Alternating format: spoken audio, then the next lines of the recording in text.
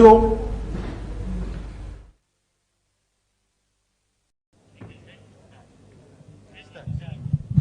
Well, thank you so much, my colleague Wadulo Mark, for those who are watching UBC live. Thank you so much. We are still coming to you live from the National Tally Center here in Lubowa, and I should tell you that we are still waiting for Justice Simon Byabakama, who is the EC chairperson. He will be coming back at around 10 p.m. To give us probably the last update for the day, and not forgetting that tomorrow will be the final day on when he will be making the final declaration on who will be the presidential winner. Who will it be? Will it be candidate Yoweri Kaguta Museveni? Will it be candidate Robert Kyagulanyi Ssentamu? Will it be candidate Gregory Mugisha Muntu? Will it be Nathan Nandala Mafabi? Remember, there are still 8 candidates in the race, but so far from the different polling stations, news that we have covered so far, 35,483 polling stations, those so far that have actually sent in their results coming in, making it 69.95%, and when you do round off, you get to around 70%. But I'll be having a discussion with the Honorable Minister for the Youth, that is Honorable Balaam Barugahara. He will be giving us his projection, his overview. How has he seen this general election? Talking about democracy, is this the democracy that we talk about? Talking about internet, youths out there, we all have youths. If you're a parent, you have a son, a child, a daughter who is a youth, and part of the things they're asking about is the communication, the internet devices. A number of jobs have been affected. How will all these be compensated in one way or another? Honorable, you're live on UBC. Thank you for sparing time. Your general overview, projection of how far the election has been on your side, Honorable. First of all, I need to thank the viewers who are tuned in to the national broadcaster. I want to congratulate all Ugandans who took part in the election exercise countrywide. Personally, I went and voted in Masindi Chijura, because you cannot promote protection of gains when yourself you don't take part in the process. So I want to thank the Banyoro and all Ugandans who have demonstrated their love to the president. On average, in Bunyoro, in Masindi, His Excellency the President, he has 72% using the district declaration form. In Hoima City, it's close to 70. In Bulisa, 71. Chiliandongo, 72. Chikube, 82. Kagadi, and all the other districts of Greater Chivale. Generally in Bunyoro we have done well. All our members of parliament, flag bearers, went through, apart from Hoima City, where Honorable Asinas Nyakato of PFF and Honorable Ismail Kasule of Alliance for National Transformation have emerged victorious, and they were declared by the Independent Electoral Commission. In the first place, I need to thank Justice Simon Byabakama and the commissioners plus the staff at all levels for organizing the most transparent, peaceful and credible election that many observers, I'm sure, their statement will credit it one of the best elections organized in Africa. I want to thank our Independent Electoral Commission. Every 5 years, I see they are improving quite much. The transparency of this election is even shown at the Tally Center, the National Tally Center, where we are now, whereby you click in a polling station, the district, sub-county, polling station, it gives you the accurate figure, the same as what is on the declaration form. And each candidate was allowed to have polling agents who picked their forms. Many people, this is an election which has been honestly transparent, because many big dogs have been thrown out. As you could be aware, a couple of colleagues, ministers, have been let down. They have been by the voters. That is how credible this election is. Political parties also have casualties. Honorable Semujunganda is no more. Honorable Segona is no more. Honorable Mpuga is close to normal. They have all lost. That is how strong this election Ugandans have demonstrated, and they cannot blame NRM that NRM cheated. They have not been won by NRM people, other than actually it's other parties. Honestly, like now look at Honorable Semujunganda. He lost to Council Musisi from National Unity Platform. Another National Unity Platform is winning in Mutundwe Masaka. Another National Unity Platform person is leading. So that shows how credible the process has been. Honorable. In Jinja, which we call a big city in the east, many of them flag bearer has lost to 3 new people, and we accepted. Even here in Kawempa and other places, they might win us.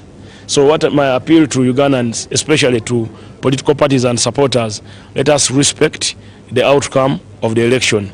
Then as regards to my projection as a mobilizer, we have done our work with our chairman, the president, the SEC members and secretary general, plus the structures, all the structures. Our campaign was structure-based. Campaigns were conducted at all levels of the structure, right from the grassroots, from the family to the LC10 ward, to the ward, to the sub-county, to the constituency. So this election has been one of the best well-organized election. Now, Honorable, before we go very far, what is your basis when you talk about transparency and how organized this election was? We did talk to some observers and agents from different political parties, and they are not actually accepting what has been part of the information that has been declared by the Electoral Commission. You see, some observers observe on NTV, on UBC. They are not observing in the field. You cannot get someone who's observing by ear talk at a border stage, and you call that one an observer. Observer should be able to trail the vote where it is cast in the village, at the polling station in the village. How many of them have been able to reach Bulisa? How many of them have been able to reach Noya? How many of these observers have reached Obongi? How many of them have reached Koboko? Very few will confirm that they have gone there. So what I know is this election is one of the most transparent election. That is why you find even in opposition parties winning other opposition parties. That is credit where NRM had the candidates. Because where they are winning us, we had the candidates. Like in Jinja, we had the candidates where we lose members of parliament, where we are losing colleague ministers in constituencies. They are being won by either independents or other parties. Let people learn to respect outcomes of election. And I want to thank our president for his stamina. Actually, our president could have done even 600 rallies, but he was over-controlled by the Secretary General, who wanted him to do less rallies a day. But the president could have done 4 rallies in a day. That was by choice? No, not by choice. The president wants to reach everywhere. But also, it is nice that he didn't cover the whole country, reaching every constituency. That was very nice. He would have even scored 96. But he was in every district, right? Yeah, every district doesn't make every constituency. We have 4 constituencies in some districts. Like in Kampala, in Ruero, Bamunani, Kadia, a couple of constituencies. So our previous campaigns, we used to go to every constituency. Now this new method of campaigns, we are going to only one venue in a given district. Honorable, you did talk about transparency and how credible so far the process has been. But the process is credible and very transparent. That is why you see every party which participated in the election, they have observers here, tally center observers who are taking part in the tallying. The polling agents. They have been given a computer with a link where they can compare what they have and what is being declared. So far, none of them has challenged not even one polling station. So every result given to this computer or given at this center, it is verified, satisfied, and accurate. Even there is one of the polling stations where Muzai didn't get so many votes and Chagulanyi got votes. I've seen it is there. Honorable, the fact that the internet was shut down, we do have a few people we've talked to outside there in the field, and they are already willing to challenge so far what has been said out by the Electoral Commission.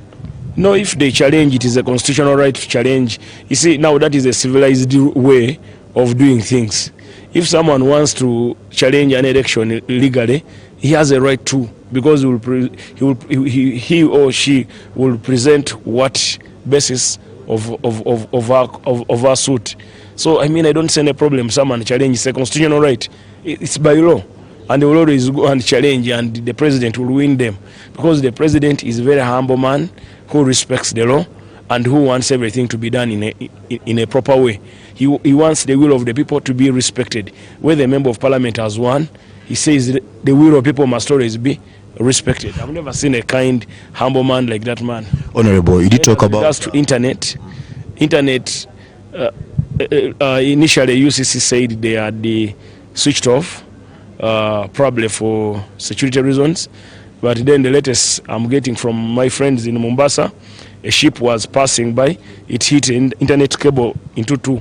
So they are trying to locate the other piece to connect it. Honorable, that is information we cannot justify right now, but because the UCC did release a letter that all Ugandans are actually following right now. That is okay. Even if internet will be reinstated. The person who brought internet is the person you have voted.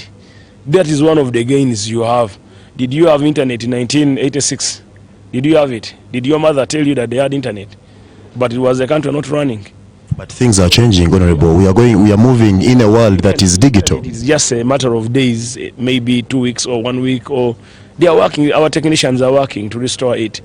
Let us trust in the president. The one who brought it will restore it. He's working around the clock. Our technicians are working closely. So what UCC told you, they have a right to tell you, and the facts that we know, as people who work in that telecom sector, we know that the cable was affected, and they are restoring it, they are fixing it. How do you justify this? Why does this happen in this electoral process? You know, the problem with you young people, you're wasting a lot of time on TikTok instead of listening to the message of the president. And those ones who have listened to the message of the president have voted him overwhelmingly. Can I tell you, the president won in Arua Central. He has never won in Arua Central. For all the times we have had elections in Uganda, he has never won in Arua Central. He's the winner of Arua Central. Arua, what we call Central Division, is the one who won. So people are loving the president.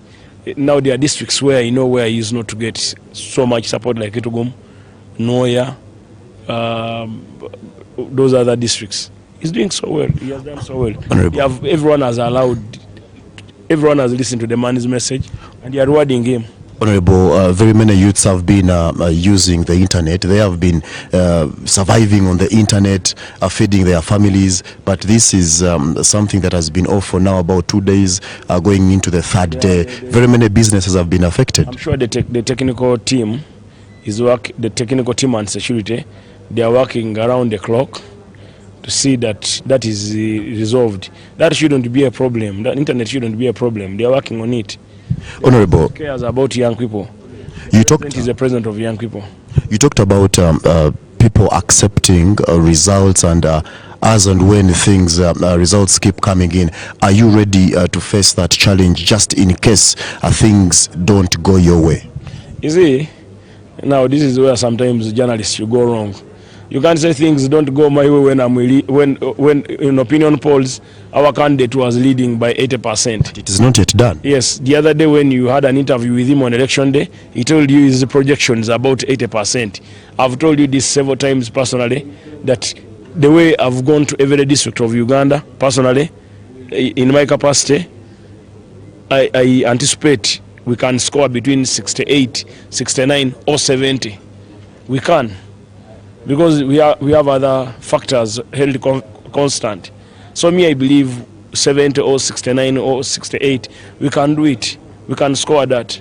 So I want you to believe in the process. So I cannot say, will I accept the outcome?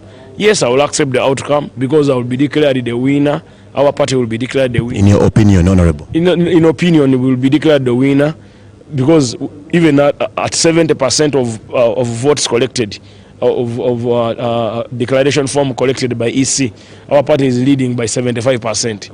Why don't I say 90%? So I believe the more they collect is the more other candidates are also earning. I've seen one of the candidates who had 5,000. Now this evening I've seen he has risen to 37,000. Then Honorable Chagulanyi had 1.2 million. By this evening is at 2.8 million. And our President Yoweri Museveni is close to 7 million. So I believe by the end of the process, when all polling stations are filled in, our candidate could score. Our projection was 13 million, but we have gone short of 13 million due to minimal or low voter turn-up. What could be the cause, Honorable, in your own opinion, your view? The reason for low turn-up, one is Ugandans are very busy with work. Ugandans are busy with... It's a public holiday, Honorable. Public holiday from yesterday and today. Public holiday does not stop a farmer, does not stop someone rearing his pigs from working. The Ugandans who value public holiday to make money. People are making chapati, others are making mandazi, others are on their farms. Women are busy with their poultry projects, others are feeding their pigs. People are quite busy. So that could be one of the reasons. You see, when a country is economically prospering, when a country is prospering, the economic activities are honored and respected. So that is what I think the turn-up could have been due to the business of Ugandans who no longer have time to make oye, oye, or shout. Honorable, you did move around Kampala. Are you convinced with what you saw on the different streets here within Kampala region? Yeah, we had a public holiday yesterday and today. I hope you are aware. So when it's a public holiday, some people are resting in their homes, especially government workers are resting in their homes. Now, UBC staff, if you didn't have this broadcast, you will also be resting at home. So we expect less turn up, and then we are crossing into the weekend. So when we cross into the weekend, unless the Secretary General or the President announce a victory party, many Ugandans will celebrate in their homes. I have a friend who bought a goat and 2 crates of beer and a crate of soda, only waiting to announce the president that Mzee has won. Honorable, people want to celebrate in their homes. The D-Day is tomorrow. What should Ugandans expect after declaration on whoever will be the winner and thereafter? I'm appealing to all Ugandans to celebrate in your homes, those who can celebrate. Those ones who can receive the results on Entebbe Road as we head to Kampala, well and better. But I'm appealing to everyone in their different districts to celebrate in a minimal way, because now people don't have so much money to celebrate all the time, and we don't want to block traffic that we are celebrating on streets, which will not be different from the other people. So we can have a minimal celebration of the technical team, of the working people here. Yeah. Please stop using ChatGPT and Canva like children's toys. So what should I do then? First, stop scrolling. The certificate to our candidate or to his office, so people should expect a minimal celebration around Kampala, a minimal celebration around Kampala. But I want to thank Ugandans who have won, congratulate those colleagues who have won, colleague ministers and members of parliament, and then also I need to thank my president for allowing us work and putting in an enabling environment that has made many Ugandans participate freely in the electoral process. I want to honor the president, and I want to thank Mama who protects and who provides food to our father, the president, for making our president healthy and able to do the sacrifice. Like the president told you, he doesn't need you, you need him. Because you need his brain, you need his experience as a bus driver. We cannot give our country to amateurs, people who don't have manifestos to run. So many Ugandans heard the president's message, and that's why they are saying we cannot lose this old man with a heart. We can't lose him. Let him continue ruling us. Let him continue taking Uganda to the next level. So Thank you. On behalf of my colleagues who are here, the Secretary General, my senior brother Byarwanga, Moses, and everyone, please let's wait for the Electoral Commission at all levels, not even in constituency levels. Let's wait. The law allows 48 hours to declare results. So let us believe in the Electoral Commission. The results will be released. We have only 30% left to trail in.